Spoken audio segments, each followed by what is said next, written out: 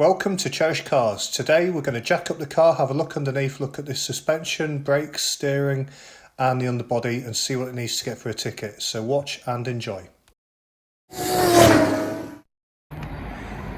Step one in getting this bad boy up is to jack it up and get it on some jack stands. Now I did buy an impact gun the other day, an air impact. I just had a little blast with my screw fix Titan compressor, but I've realised the coupling on it's wrong and I can't be bothered mess about that. So I really bought the impact set just for the impact sockets. I spent like 10 quid. I've got a set of impact sockets, so even if I bang the compressor back on eBay, that's a win. So I just got a breaker bar, old-fashioned style, but I'm trying to look after my tools a bit better, and I find that taking wheels off puts a lot of strain on my tools. So I just thought I'd have a different setup for this. So I'm going to crack the nuts, jack it up on the jacking points, get the wheel stands underneath, take the wheels off, and then we'll have a look and see what we've got around all four corners. Catch you in a minute. What was I even thinking starting this job without a bit of BDX? These are making some scary noises.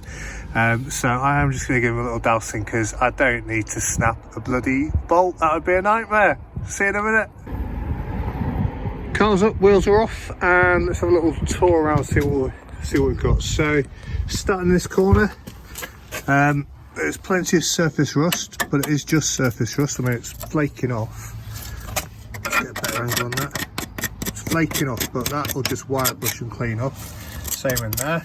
In terms of boots themselves, that's a split boot there, so it's going to need some track rod ends, which is a bit of a pain in the arse because that'll need a wheel alignment afterwards as well. Haven't got into the weeds of the brakes yet, and I'll get a pry bar on and see if they turn, but the actual disc itself is okay. It's a bit of a lip, you can see there, so quite a big lip there. But the pads themselves in there, they've got a fair bit of life in there, so I think I'll worry about other issues before I worry about the brakes. Haven't checked for hubs. I should have spun them with the wheels in the air, but I just was making progress, so I didn't think about that. The actual stabilising arms look okay. They on first inspection look all right. I need to get closer with a torch, and the actual brake lines look okay. They look quite clean, to be fair. Springs got a little bit of surface rust, but there's nothing wrong with them that's obvious. So yeah, that's not too bad. It could be a lot worse. Let's look at the back. Okay, so again, this cross member at the back got a bit of surface rust, but again, it's nothing bad. It's just on the surface. It's had some friends on it as well. Brake lines look okay from what I can see here. Not been underneath yet. It's very flaky, very scaly. Again, doesn't look like there's any issues with the suspension. That all looks fine. Around the back, again, just a bit of surface rust, no major shakes there. It needs a wire brush and a bit of a treatment. The actual brake drum itself looks okay. Can't decide if it's leaking a bit. It might be leaking a little bit. So I might need to take these apart and give them a little refurb, which will add a bit of time. Won't add much cost, but it'll add a bit of time. Start to get a good idea of the damage down here now, so you can see it's gone through two skins, so it's going to need, yeah, kind of some spot welding or some plug welding with some replacement bits, and then this end bit's going to need to be capped properly. It's all a bit flaky and rusty and nasty. I don't want to take too much off, but you can see that is going to need sorting out. I will pull the wheel liner out and have a proper look at that in a minute. On the other side, similar story with the brakes. They look a little bit weepy. Might be a bearing that's failed or is on its way out. They look a bit scabby as well. Again, it's all just surface rust. It just needs a good scrape off and a good clean, and that's all coming off fine, so that'll be fine. It's got its bleed valve nipple covers on, which I love to see, and again, the brake line itself looks okay. No, nothing funky going on. The suspension, again, I'll get a proper pry bar on this, but again, suspension looks okay. Can't see any obvious problems or issues. The rot is worse over this side though. you know, significantly worse, so it is gonna need some proper fettling. I don't know what it's like on the inside. If it's all right on the inside, that's not too bad a job at all, to be fair. It looks worse than it is. Before I finish today, I am going to get some rust proofing primer on this just to stop it getting any worse while I'm waiting to sort it, because as you can see, it's creeping around the corner and it's just creeping into this inside corner here, and I don't want the rust hole to go through there, because if I do, right, it's going to be infinitely harder to sort, because you've got all the body curves that need to be followed and sorted out. So catching that in the nick of time is a Brucey bonus. And then over to this corner. This corner probably looks in the worst state, to be honest, but I don't think it is necessarily that bad. Again, the brakes need a really good clean up. Harder to see because of the angle, but let me see if I can get you in there. But yeah, so the pads themselves, it's not focusing very well. There's a bit of pad, similar story to the other side really. The lip is less pronounced on this side. The surface rust looks a bit worse on this side. I think this side has kind of had more of the weather on it. Again, I'll get proper pry bar on these. This isn't going to move much, but it all looks okay. Stabilising arm looks okay. This looks a bit dirty and weepy and sad down here. I'm going to do one track rod end. I might as well do both. You really should do suspension components in pairs. Around the back, the main boot, can't see any obvious issues from the top. I'll get down and underneath with a torch and have a proper look. So it's a bit scabby, it's a bit scaly. If the wheel bearings are okay, then probably my biggest issues is a pair of track rod ends, clean up and free up the brakes, and maybe tidy up the rear brakes, and actually not too shabby. The bigger problem I've seen when I started getting underneath it is this is all a lot flakier than I thought it was. In fact, that looks quite bad now I'm underneath it properly. Okay, so it's probably not all the way through, but again, it's not far off. Now, this side all the way down, this has suffered a little bit. It needs some decent remedial sorting out. The other side is a very different story, so let's go and have a quick look at that before I stop boring you to tears. On the other side, again, the sill's it's not great. There's a few bits where it looks a bit scabby. Can you see that? There we are, sorry. Sill's not great. There's a few bits where it's a bit scabby and it'll come away a bit if I scrape it. But actually, the key thing I want to point out is one massive repair panel there, two decent sized repair panel with a third one behind it as well. So that's been chopped in and welded in.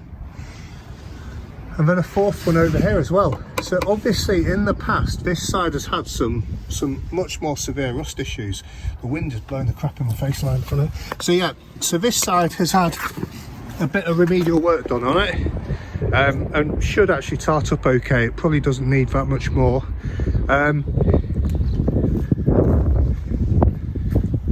This side really suffering, so it's going to be wire brush time. Get some rust-proof primer on, possibly a bit of body seal here and there just to tidy things up. I'm going to order myself a couple of track rod ends, and yeah, I'm just going to check the general condition of everything else. I might actually chuck it through a ticket with the rear drums like that and see what comes back, because I don't want to do stuff. This is a Bootstrap Banger. I don't want to do stuff just because it would be ideal to do. I want to do it because it needs doing. This is minimum viable, get the car back on the road. Not unsafe, it needs to be a safe car. I'm going to daily it, but I just want to prove that you don't have to have a fortune. You know, I'm doing this on my driveway with basic Halford's tools. First time those axle stands have been out of the box. Actually, I bought them on one of those kind of lift kit deals they do for 50 quid. Actually quite impressed with them, to be fair. They're easier to use than the advanced ones, which is a bit daft. But yeah, so got a bit more work to do now. I'm sure I'll get lots of rust in my eyes and crap like that, so I'm going to go find some eye protection, and I'll get into these bits. See you in a few seconds. Just having a look down here, and this CV boot is toast. You can see, if it will focus on my hand, you can see it's split right up there by the collar. There's absolutely nothing in there, it's bone dry. So a new CV boot repair job is going to be required. which is a bit of a pain in the arse because I don't really fancy taking these bolts off, but hey ho, it's cheap enough to do. It just takes a bit of time to do. So again, probably much the same on the other side. I'll have a look now. These are okay, but again, there's nothing like they're gonna perish really soon. I mean, they are perishing, what I'm on about. They are big time perishing, so replacing them is a good idea. Up there looks fine, can't see any issues at all with the steering rack. The steering is nice and smooth, it's all fine. And everything else actually looks okay, to be honest. No issues. I mean, that's again that bottom control arm there, or stabilization arm, whatever it's called, that's got nothing in it anymore, so that I might as well do that while I do the other bits, because again, a pernickety, well, I say pernickety, it's a safety test at the end of the day, and the inspector might turn around and say, well, that component's going to fail because it's got no grease inside it, which is legitimate, so let's just get it changed. So yeah, so a bit of suspension work required. The brakes themselves, turning easily enough by hand. You can see a lot better now. Where's my little pointer? The pads on this side actually are pretty done. They're still legal, they would pass a test, but you know, your front brakes do most of your braking, so even if I don't do it for the test, they're going to want doing soon. And taking everything apart, I might just chuck a new set of discs and pads on, which I don't really want to do. It's going to come down to cost. Because of the lip, although it's not that bad this side, the lip the other side is really bad. Because of a lip, I wouldn't just put pads on. I would do discs and pads. So yeah, a bit of work, but as you can see in here, this looks really messy, but it's just, you know, just give it a little scrape with just a trim tool, and you can see it's all coming off okay. So once that's had a little wire brush and a bit of underseal on it, it's going to be absolutely fine. I mean, you could go to town on that, but I'm not gonna. Brilliant. Okay, I'll double check the other side just to confirm all of this, but I'm going to do the same work on the other side anyway, because suspension work, brakes work, do it in pairs.